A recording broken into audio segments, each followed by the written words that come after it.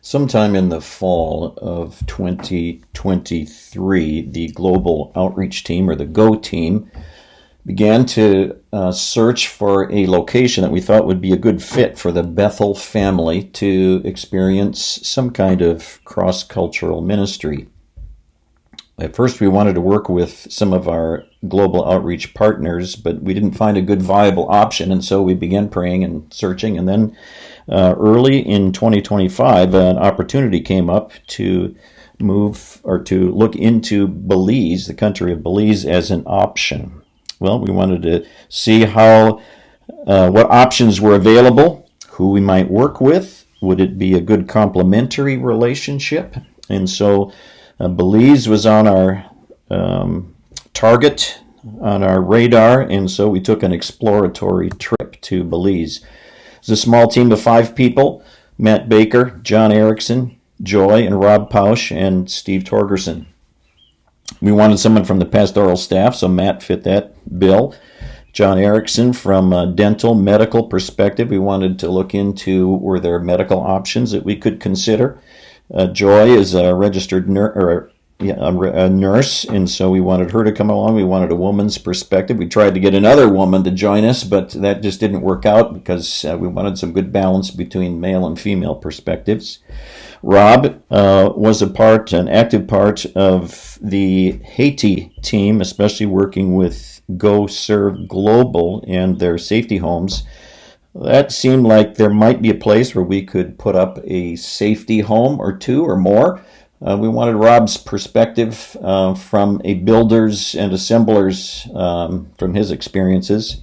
And I went along as heading up our part of the team. I've got a lot of cross-cultural experience, and I thought that would be valuable as we assessed who we might be working with, where we might get involved. And so we had an agenda, and following our return to Fairmont after our trip in April, we wanted to think through our observations and see that we were all on the same page, learn from one another. We were considering a partnership with Adrian Bartley and the Belize Project Ministry. This turned out to be, they were our host group. They did an outstanding job of showing us everything that they were doing from the north to the south of the country. Go Serve Global is the ministry that puts up these safety homes. They are hurricane resistant, termite resistant. We thought this might be a good fit for some locations in Belize. We came back and talked to elders, staff, the Go team, and gave a proposal on what we thought the next steps should be. And so this presentation is to share with you what we learned and what we are proposing as next steps for Bethel. So where is Belize?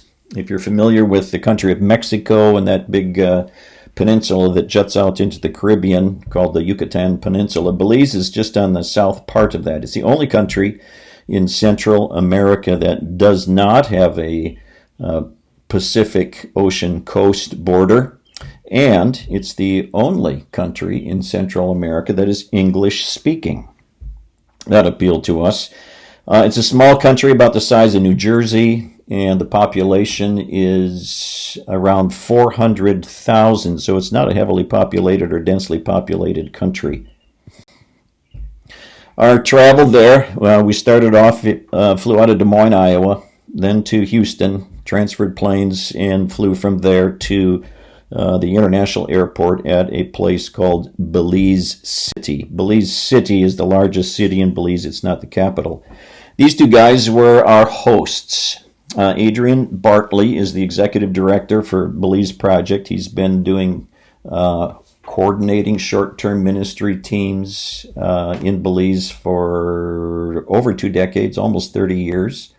He is a Belizean, born and educated there, but also in the United States. Adrian is the executive director of this ministry, and they are multifaceted.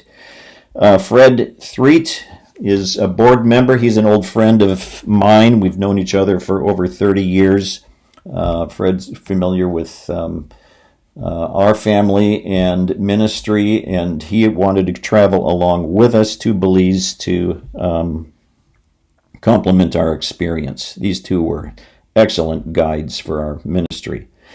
Our first day was in the major city, Belize City, and we went to a deep poverty area, the worst of the slum areas of Belize City, and that area was called London Bridge. Certainly has nothing to do with London Bridge, but that's what the area is called. This is typical street, if you want to call it, and housing in the London Bridge area. These corrugated tin fences are some form of safety for the residents. They're just shacks. You can see that they are elevated up about 4 feet off the ground is the living structure. It's because for about 3 months of the year, this whole area is just flooded. Heavy rains. It's kind of a swamp, lowland area, and so there's just standing water for about 3 months. It's filthy. It's gross. Garbage is floating around. This is where families live. Most of the families are simply single-parent women, moms, and their children. As Adrian explained to us, why aren't there very many men there? Well, it's because most of them are either dead or they're in jail. It's heavy gang violence in this area. In our time there, one afternoon and evening, there was one adult male that participated in what we were doing for the whole time. So a very sad area. You can see these pallets here. What are the pallets for? Well, when it's heavy mud, rain, the pallets at least give you some kind of firm place to walk. We were there in the dry season, of course, but when it's the rainy season, the water will get up to 12 to 18 inches deep. And it's just that way for several months. These little houses, as you see them, have no running water. There is a community spigot. You have to walk over to it with pails to get the water. You use that for bathing, doing dishes, laundry, some of the basic water functions. Drinking water they buy because the water from the spigot is not safe for consumption. They aren't supposed to have electricity, but of course they tap into the telephone, the electricity that's provided at telephone wires, poles, and so that's how they get their electricity. The kids were clean. Their clothing looked clean. The people themselves were not dirty. It's just that our activity took us to a place that we called Kyron's Porch.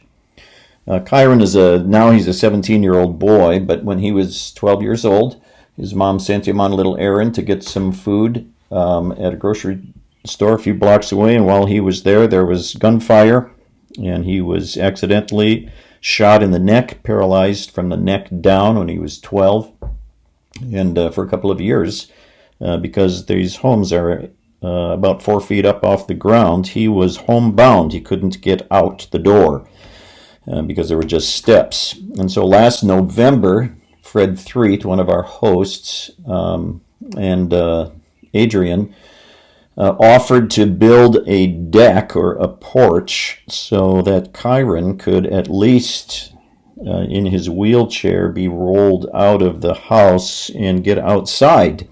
And so they built this extremely sturdy porch and a wheelchair ramp for him to get out of the house. So this became our meeting point. After this porch was built, Adrian began inviting some of the people near this home. Kyron's mother's named Marcia. Marcia would invite her neighbors as well for some kind of a church service, church gathering, which then evolved into a meal that was provided. And so once a week, Tuesday nights, some of the neighbors would come and gather on Kyron's porch, and they'd have a Bible teaching time. So when we got there, a couple of things were happening. First, we came with a special offering taken out of our Bethel's Care Fund. That was about $1,200, which was used to purchase food basics. Turned out that we purchased chicken and some other basic food items. This was for the people who visited just for that evening. Otherwise, normally on their Tuesday nights, everybody would come. They'd get a meal, rice, chicken, coleslaw, maybe some beans, and then they would have a Bible teaching. Normally, they'd have about 30 people for this occasion, but on the night that we were there were 68. All moms, as you can see, and a few of the kids, a couple of teenage boys, and young girls at the back. 68 people came that night, plus our group of about 7 or 8. So the 75 or so people were there. Quite a fun, exciting evening, and we all crammed into Kyron's porch. Everybody left that night with 2 whole chickens and about 20 pounds of food. That was rice, beans, cooking oil, butter, flour, and the lady by the door with the notebook was recording each person's name and the quantity of supplies that they took home. So they keep careful record of who is getting what, just so that they're informed about what's happening in the neighborhood. This is not an area where we could get involved on a regular basis for ministry other than providing an offering to help them with their weekly meal that they have as they gather, and then to, on occasion, add extra supplies. The cost for them to provide meals every week for a group this size, I think it's about a $200 to $250 a week for what they provide. It's an opportunity for us to support their ministry, the Belize Project, and Kyron's Porch. Well, the next day we took off on a reasonably long road trip from Belize City way down to the south. And there we were going to be introduced to what will become the area that we think Bethel could get involved. So we met Ruth Koo. She's part of the Belize Project. You'll see Ruth in a moment. She is the education director for the Belize Project. She's highly regarded by the Belize federal government for her skill at literacy and helping children learn to read well. She's got a great reputation. It's an honor to work with her.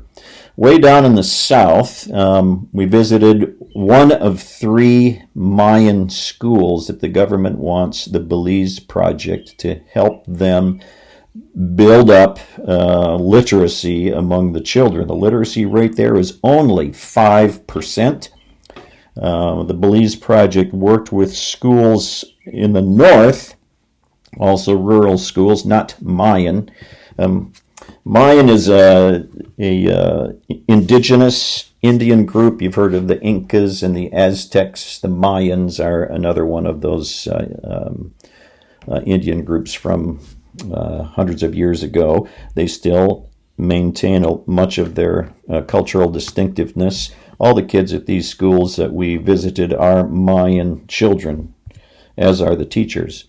So this is a setting for one of the schools. There were howler monkeys up in the hills there. Simple location.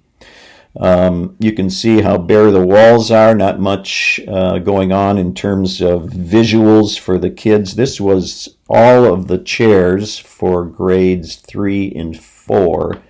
8 total students at this particular school.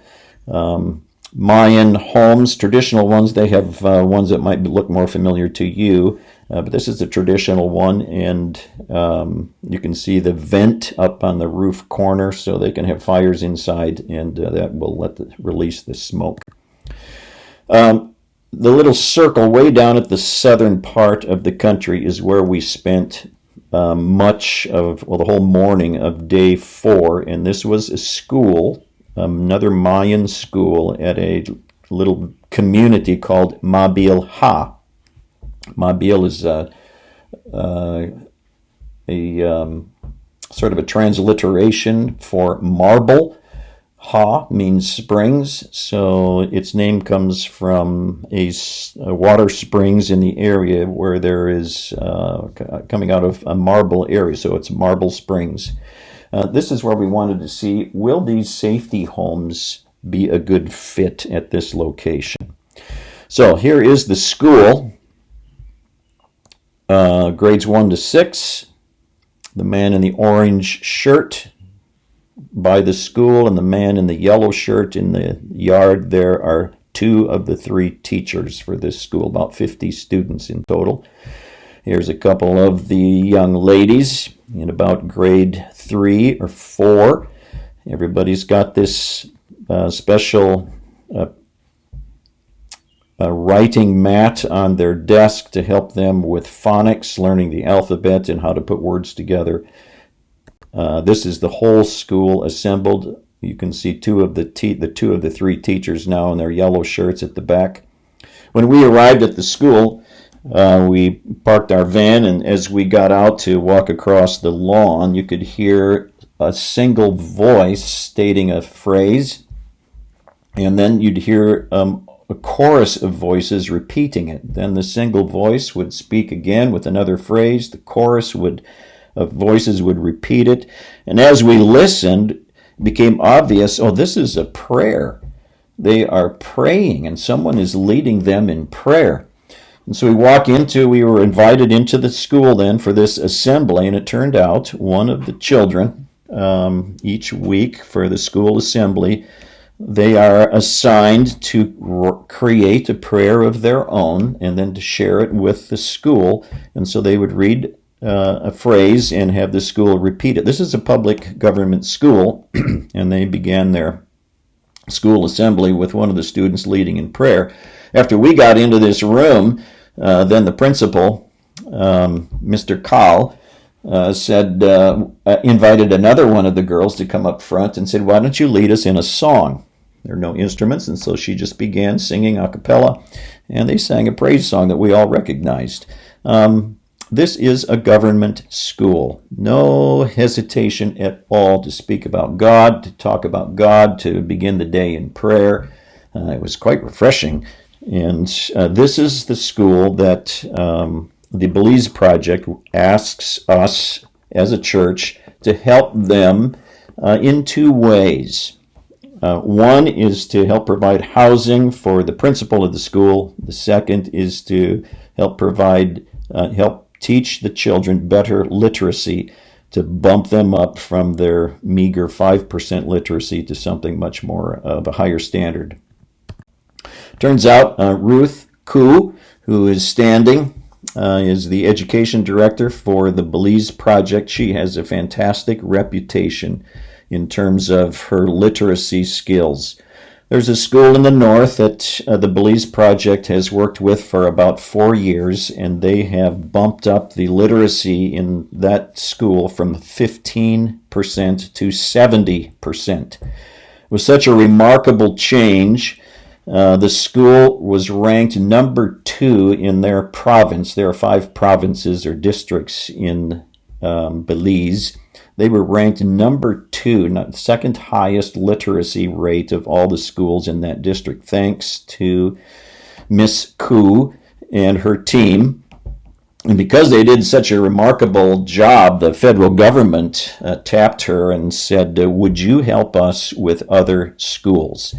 Ruth has a team of 3 others that work for the government. So a team of 4. 3 of them are on salary with the Belize Project. 1 is on salary with the government. And their specialty is to work with schools with low literacy. So the federal government said there are 3 schools deep in the south. They're all Mayan ethnically. Would you help them improve their literacy rate? So this was why Ruth introduced us to this. I saw 2 of the 3 schools. So this is a project that we want to get involved with. But the other part of the project, by the way, here's speaking of the school and their needs, here's their abundant library, or not. Maybe we could get involved with helping beef up the library a tad, but this is everything. These two little shelves of paperback books is the extent of their school library for now. Outside is the area where we're planning on putting two safety homes to the right side of the school building, and then on the opposite end of the school building putting two more. So why do we want to do this? You'll see the guy in the orange shirt. He is the principal. He's talking to Ruth at the moment.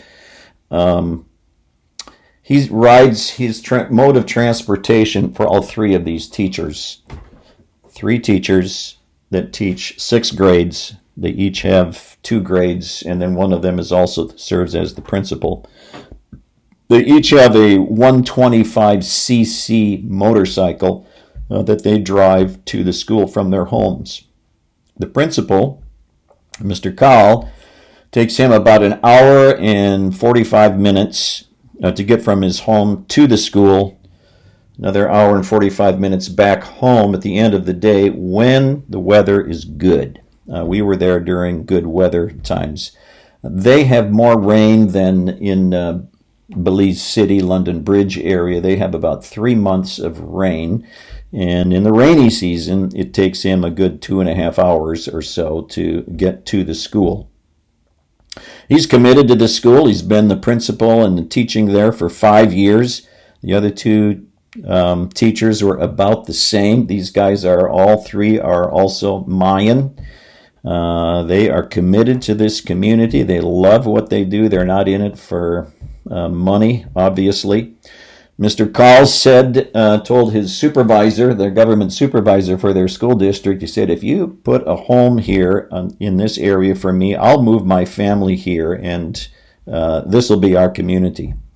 So we think the safety homes will do the trick. And so we would like to put up 4 safety homes, 2 of them paired up to become a home for a family. So here is existing this cement platform that's right by the school. There used to be a wooden structure on top of these poles to solve the problem of initially rain, flooding, and termites. But of course, termites caught on to this nice wood structure on top and just decimated it. So they tore it down the week before we got there. They would like to commit this, so they'll knock down these existing cement posts, probably expand this platform slightly, and we would put 2 safety homes on this site. The idea is put 2 of them with their doors facing one another, and then the locals will build a central structure connecting the 2, so it basically becomes a 3-room house. So that is the plan. Here's what these safety homes look like. They are hurricane resistant. They are termite resistant. These boxes or ballasts on the exterior, there are 3 of them, serve as a counterweight, and they have been tested in intense hurricane weather in Haiti, and none of the almost 200 structures, or however many there were disturbed, whereas everything else around them got blown down. They're cooler because they have a double interior roof, and it vents the air out the top, and so the unit is more comfortable on the inside than outside. These are going to be donated by GoServe Global. They have agreed to donate 5 of these safety homes. The cost of just the materials is $5,700 each. And so this is a gift from GoServe Global.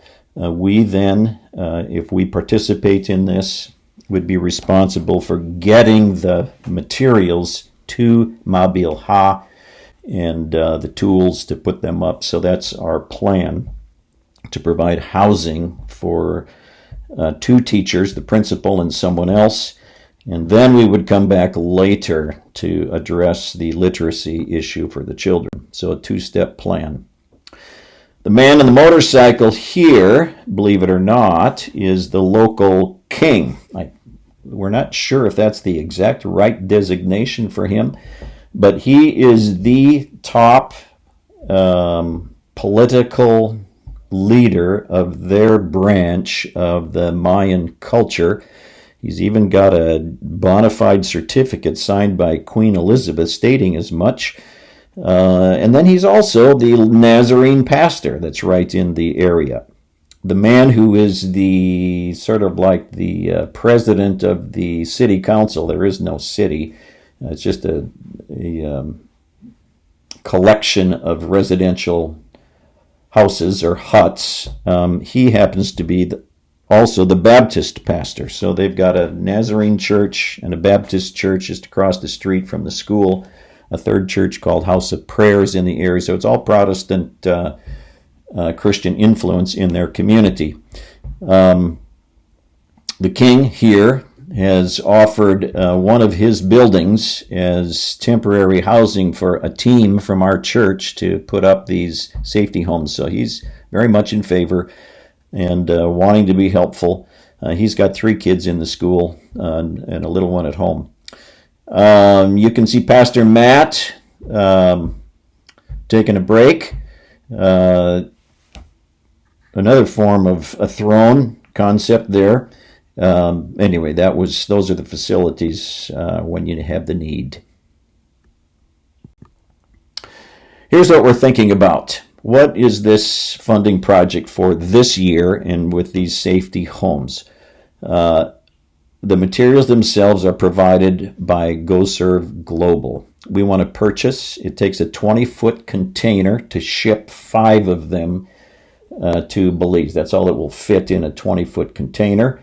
We'd like to buy the container and leave it at the school. They can use it for storage or supplies, whatever they would like to. You can make a home out of it and put in windows, door, air conditioning, etc. So that's $4,500 to ship them from the warehouse in Iowa, where GoServe keeps these packaged safety homes, to Belize City is $6,400. Customs is 25% of whatever the value of the content of that 20-foot container is. The Belize Project Ministry will have said they will be in contact with the Prime Minister, no less, to see if we can get that duty reduced as a gift to the country, so we'll see how that goes. Then we need to get the container by truck from Belize City Port down south. You saw that windy road that I pointed out to Portagunda, and from there out to Mabil Ha. So that will be a local transport. On the dry season, you can do that. Once it starts raining, it's game over. You just have to wait until everything dries up a few months later.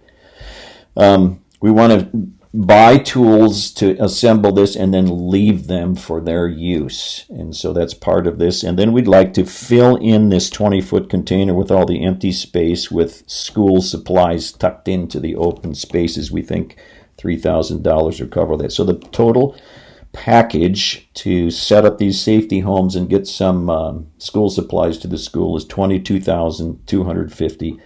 That is the goal for 2025 to get these units built.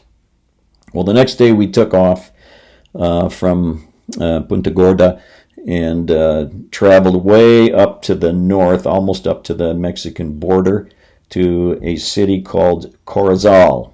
It's about 200 miles, took us all day long. And then there we met where the Belize Project has most of its ministry activity. They've been working up in this area for about 30 years and have quite an extensive effort with several local schools, Jacob's Farm, which is a drug rehabilitation center. That was the first of their projects. The House of Dorcas is a safe home for women coming out of sex trafficking.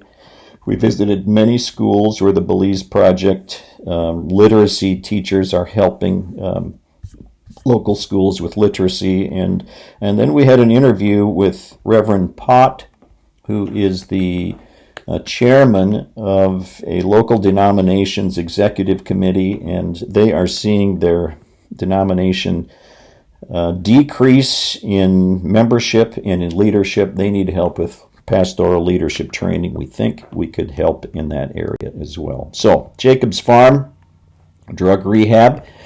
The government has recognized the good work that they do, and the government closed down one of their drug rehab centers and sent all the inmates, if you want to call them, or clients, over to Jacob's Farm. So they've got too many people for the housing that they have and need help with housing. They do a lot of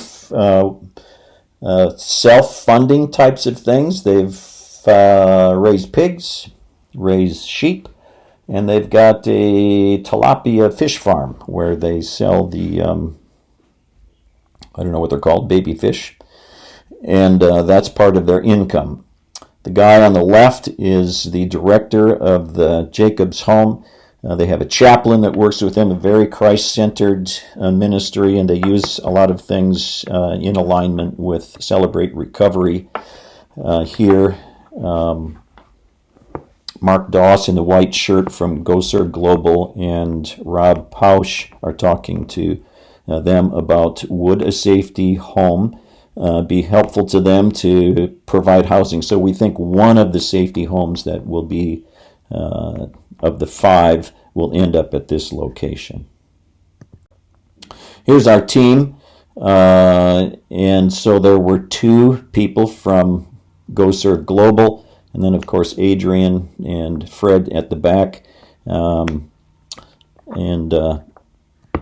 Lots of stimulating conversation about what would be effective, what would be helpful, what would be counterproductive, what ideas will not work, which ones would be effective. We think we came to some good conclusions. One of the things that we like about working with the Belize Project Ministry is they are localized. They're very connected with local churches. They've been there long term. They have an excellent reputation with the government. There is no compromise or sacrificing of Christian message with what they do. And so at every school where Ruth Koo and her team works with literacy, when a church comes to help them with it, it is expected that the church will, besides helping with literacy, also provide a vacation Bible school experience, and all of the children are required to attend. So this is lots of opportunities, we think, for Bethel Free Church.